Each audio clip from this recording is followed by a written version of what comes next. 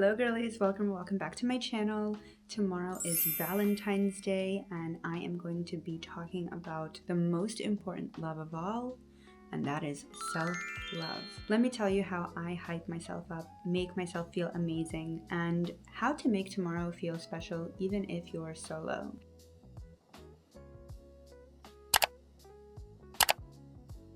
Have you ever thought about what self-love actually is? It's not just bubble baths, shopping, and flowers. Although all those things are very nice, yes, but that's not the point. The point is not the action that you do. It's what stands behind the action. It's the state from which the action was done, the intention. Self-love is acceptance of who you are, respect for yourself, your space, your time, and your boundaries, care for yourself and your body, the understanding of yourself, the things you love, want, and need, the things that you stand for, being able to say no and leave when you're uncomfortable. Realize the importance of your mindset. No negative self-talk, recognize your worth, and hype yourself up. Be your biggest support, because if that's not you, who is it going to be? Self-love is your beliefs and mental habits. Valuing yourself, not comparing yourself to others, speaking kindly to yourself, choosing yourself over others, and just doing what feels right to you. And of course, self-care is the actions that are done out of self-love, like spa night,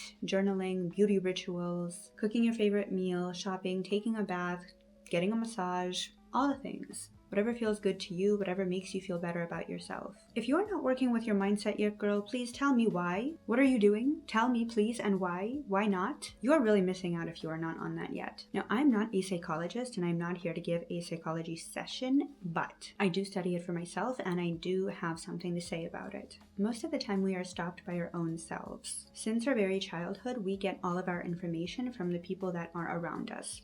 Our parents, our friends, our grandparents and other family, teachers, our friends' parents, things that we see on TV, the internet, and just random people that we notice somewhere outside in a public place. Our brain creates limiting beliefs that are imprinted into our minds, and we live with those beliefs thinking that that's the only way to go, and there's no other way. And because of that, subconsciously, we don't allow things for ourselves that we would actually possibly really want. We stop our things from getting or doing what we want to, what we desire, just because our brain decided that no, that's not for us. Have you ever noticed when you are having fun, being yourself, maybe being a little bit weird, a little bit crazy, you're vibing, and someone might look at you in a judgmental way or think like, what is she doing? Or another example is people that talk bad about people with money. Why do they do that? What do you think? Put this video on pause right now and write in the comments why you think these people do this. Why are people judging?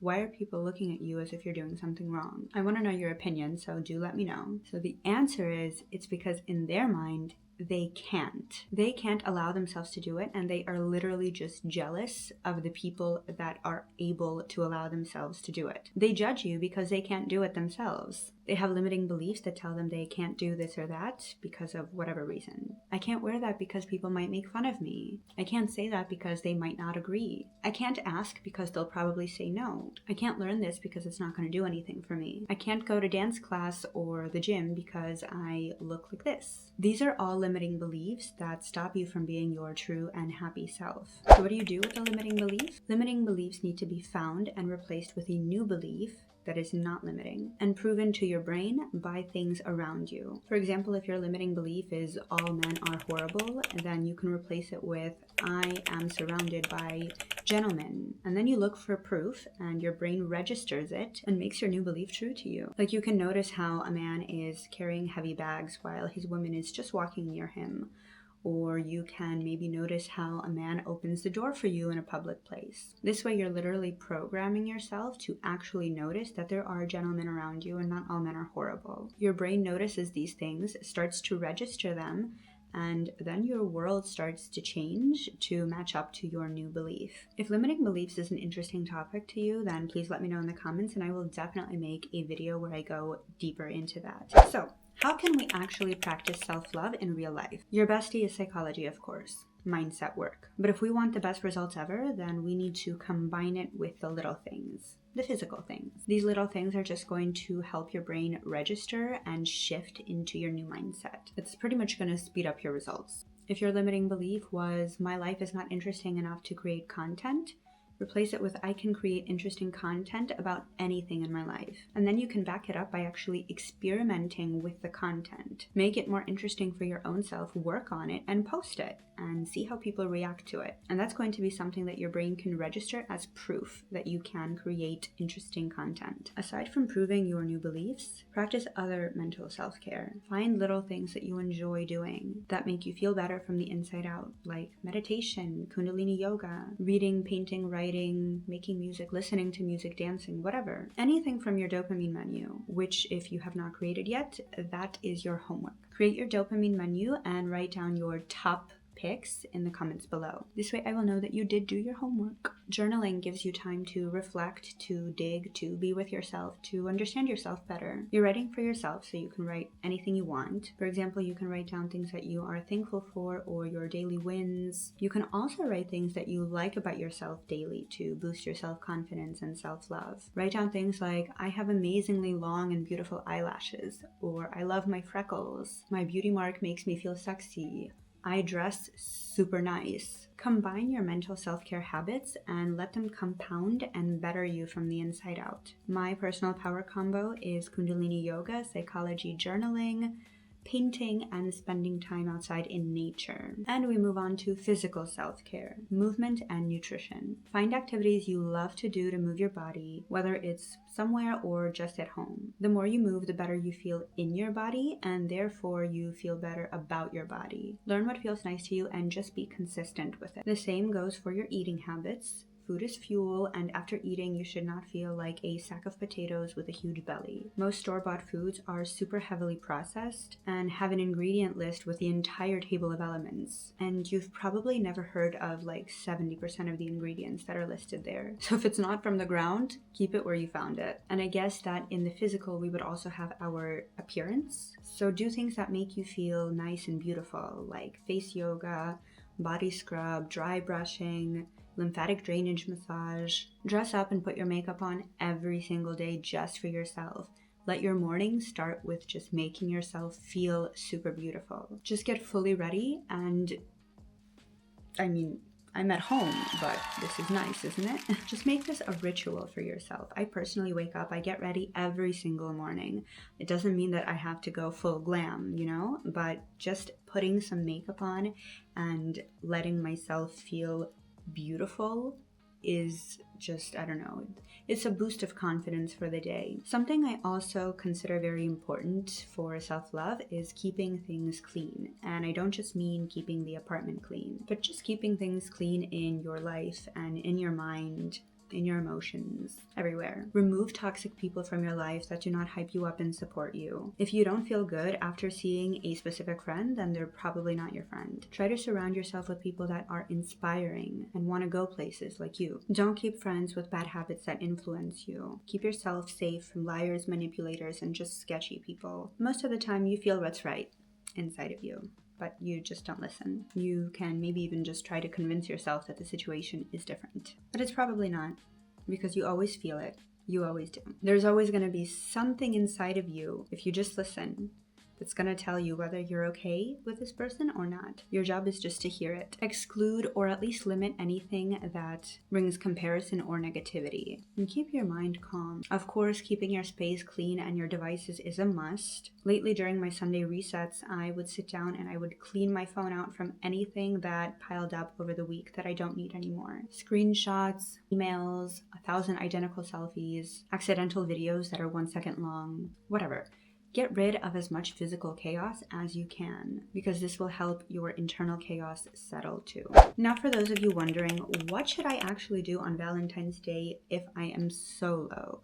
And I have some ideas for you. First off, if possible, get yourself a day off. Next, get yourself a bouquet of flowers. These are two very important things that you just need to do. If you genuinely love cooking, make yourself some breakfast in bed, or if you don't, just order something. Put it all on a beautiful tray with some flowers and your coffee or your matcha. Make it aesthetic and super pleasing to your own eyes. This day is about loving yourself and doing what you want. Put on some sexy lingerie and then put some sexy clothes on it, or just clothes that you feel you look super good in, clothes that flatter your body. Get in front of a mirror, turn on the music, and just start dancing, start singing, start imagining that you're playing the drums. Just have fun.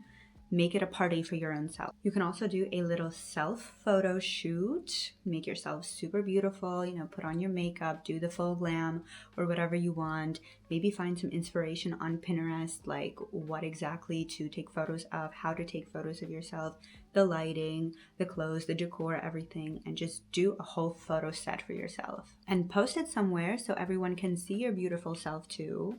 Next, you can bake yourself a cake or make sushi for yourself or whatever. Again, if you don't like the cooking part, you can just take yourself out to dinner, no problem.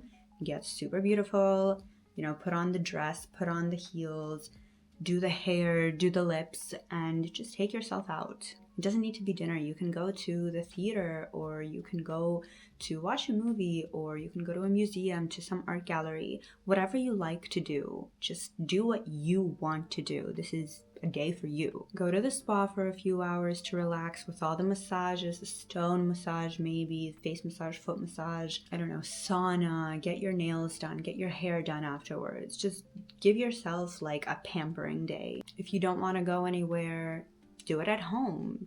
Do the body scrub, do the dry brushing, do the face masks, do the hair masks, try a new makeup routine from TikTok, do the glam.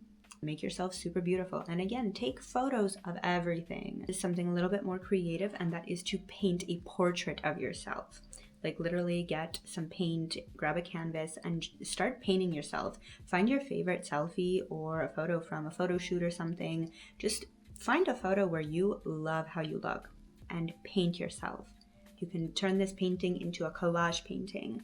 You can put more of your photos on the canvas. You can put stickers there. You can cut things out from journals or scrapbooks or whatever. You can write things, add symbols, turn yourself into a goddess on this canvas, and just make an amazing, beautiful painting of your amazing, beautiful self. And one thing that I would recommend everyone to do, this is super cute. I love this. Write a love letter to yourself. Literally sit down and write a love letter with your hands, grab a pen, grab some paper, and write a love letter. Tell yourself everything that you love about yourself. Give yourself compliments. Make yourself feel amazing. This is actually super cute, and I actually recommend doing this from time to time and collecting these love letters. It's a really warm and loving technique that really makes you feel really good about yourself.